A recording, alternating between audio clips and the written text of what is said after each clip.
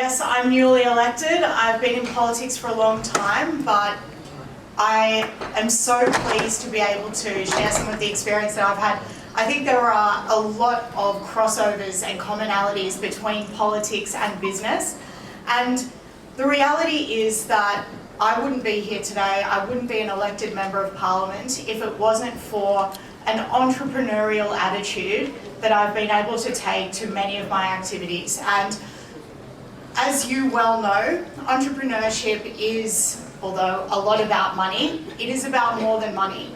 It is about making a connection with people, with your customers, with your employees, with the people that you need to work with to sell not just a product or a service, but to sell an idea. And that is where you really get such a strong sense of growth and commitment that you can take on into the future. Because without that idea, without selling an idea, it's very difficult to continue your journey. So, and be passionate about that journey. So, I've been elected now, but the first time that I ran for election in the public sphere, it was for the federal parliament. I'm now in the New South Wales Parliament. It was in the seat of Sydney, which we are in today, against a very, very popular member of parliament. She's in the Labor Party called Tanya Plibersek. You may have heard of her. She's now a senior minister. So I was 27 at the time. I was the youngest woman in the Liberal Party running for a seat. And I was taking on this absolute titan of politics in Australia. She's now been in that seat for over a quarter of a century. So I really took this opportunity as a way not only to demonstrate the courage and resilience, all that I could muster, but also to take the opportunity to try new things. And by taking risks, by taking on the challenge of bringing people together around something much bigger than me, something around an idea, around the Liberal Party's values, around small business, environment, mental health, I had the opportunity to bring a community together. And I think there are some real similarities in building a business and selling a product, because the two key things that I learned in that campaign, I mean, this is all volunteer campaign. So I took about 6 weeks to run this campaign. The enormity of the challenge, I mean, there are about 90 to 100,000 votes that you can get in the seat of Sydney. There are thousands of dollars that you can raise, and you need hundreds of people, and you need money, and you need a way to communicate your ideas. So being the significant underdog in this situation, I really had to get creative about how I was going to sell that message. So firstly, the volunteers. For me, without a team, there is very little that I can do that has a bigger impact beyond what I can do just with my own voice. As a single person, a team is critical. And I had to get people on board for a campaign that, let's be honest, I was very likely to lose, to be in a place where there's no money involved. We're all volunteers in this situation, and I needed people to come along with me because I needed to put up posters all across Sydney. I needed to manage social media pages. I needed to answer letters and go to events and share this Liberal Party message. So what I was able to do is reach into many of my personal connections that I have made over many years, whether it was through university, through friends of friends, through people who I knew were interested in the furtherance of the nation, who had a sense that business was an important way to continue to grow and develop and to have productivity, to improve our living standards. So I got people with specialised skills on board. I was able to pick out friends who one friend who had started his own hedge fund, who I knew was really good with Excel documents. And by having that specialist skill, we could make our own algorithms that suited the needs that we had by gathering data sets like who had voted in areas before for the Labor or Liberal Party, who had, what the median house price was, being creative with the data points so that we could speak to the right people. So in getting this person and building this Excel spreadsheet, we were able to find out that it would be most valuable for us with our minimal resources to put up as many posters as possible in Piedmont, because that was a place that people were homeowners, they were interested in business, they were interested in the environment, and they also were more likely to vote Liberal. So we needed to get our message out there. Another person that I got on board was actually a member of the startup community. She's involved in family offices, and she's an incredible project manager. So she became the campaign manager for us, organising people, organising events, things that I was speaking at, making sure that the money was on track as well. And then we made sure we had fundraisers. So we had people in our community who had similar values, people I had worked with, again, former colleagues, people I reached out to on LinkedIn to invite them to come to fundraisers. Family, of course, are always very helpful as well. And understanding that people could give different things. So if we had aligned values on business and the environment and youth mental health, some people might be able to give their time.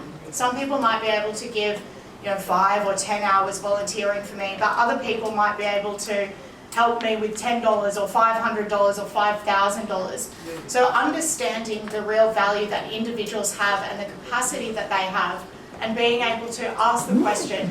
Sometimes it's the hardest thing, just asking for help.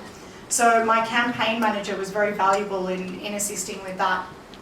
And then on election day, we've got booths all around Sydney, from Piedmont to the Rocks, out to Zetland, King's Cross as well. And this is where the 90,000 votes that we are aiming to get are actually cast. So it is critical that we have people handing out for us. We've got another way of spreading our message. We've got pamphlets and suggestions on how to vote. And we've got people who can spend their time, a Saturday, an election day, helping out for that cause. And again, it was amazing to me the diversity of people that got involved just because I was able to ask. Just because I was able to say, look, I'm doing this thing for the Liberal Party. I believe in these values in small business and the environment, youth mental health.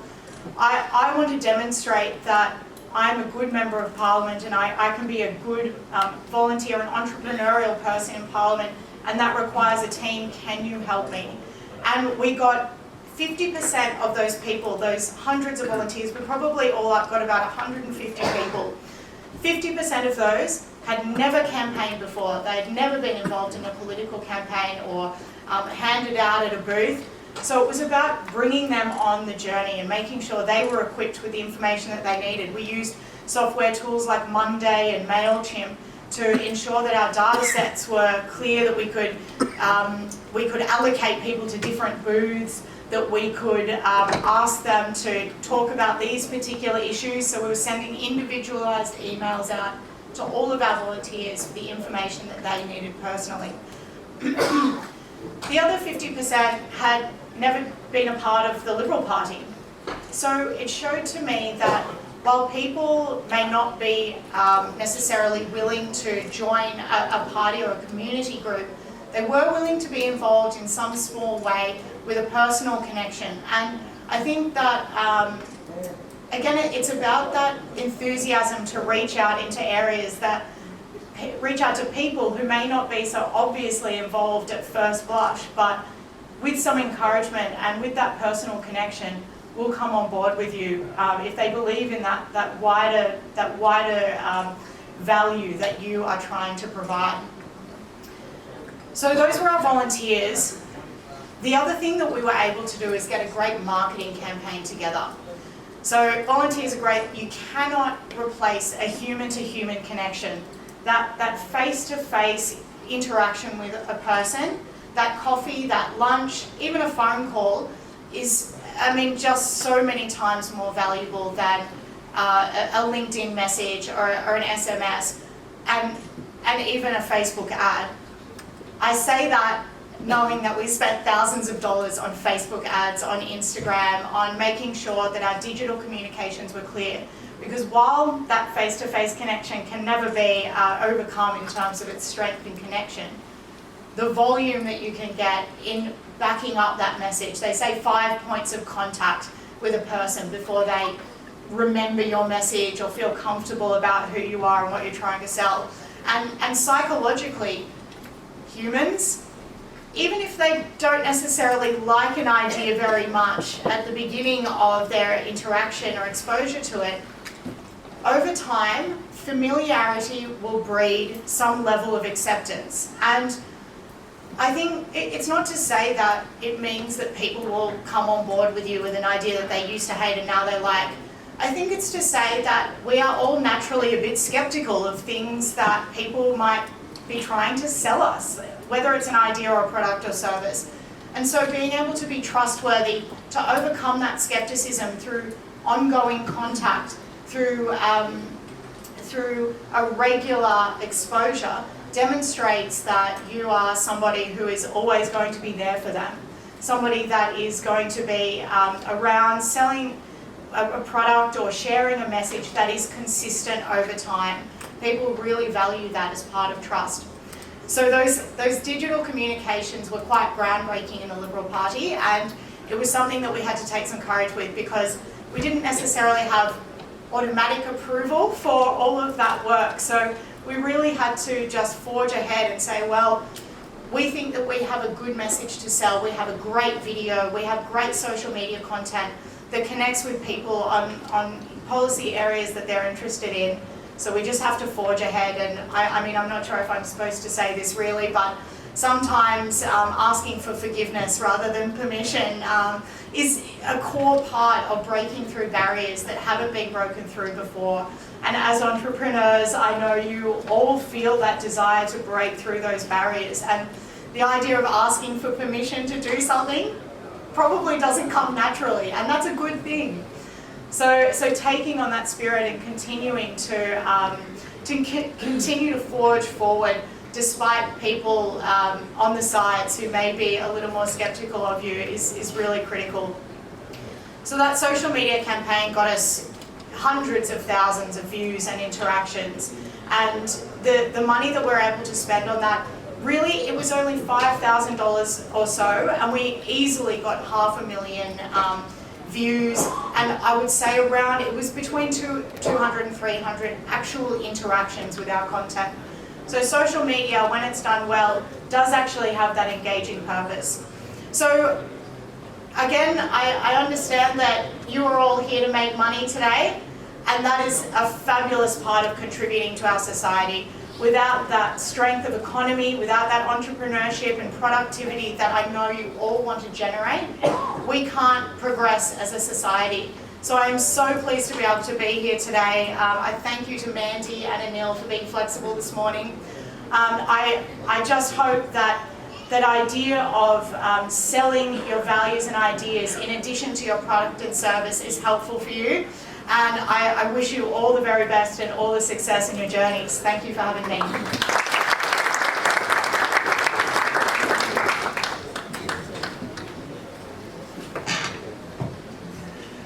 Thank you, Jacqui. I think you have explained, you have reciprocated your entrepreneurial experiences in the party to the context, and it was quite engaging. And one of the takeaway from your speech is familiarity will breed some level of acceptance, and I do agree with that. So big round of applause to Jacqui MUNRO.